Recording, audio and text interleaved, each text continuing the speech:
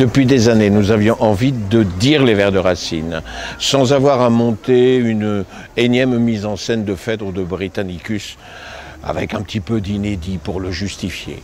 Donc j'ai écrit cette pièce, qui est une pièce contemporaine, qui nous permet de dire les vers de Racine sans que ce soit un catalogue, c'est tout à fait justifié, et c'est la raison principale.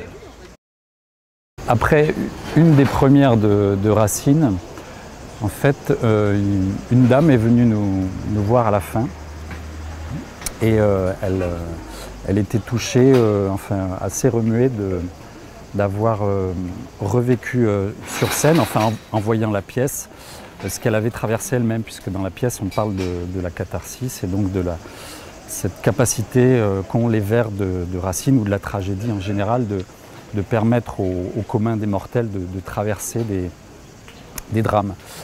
Et donc elle est venue nous voir à la fin, elle était encore un peu touchée par ça, et enfin elle ne comprenait pas elle-même un peu ce qui lui arrivait, et j'ai trouvé ça très touchant, quoi.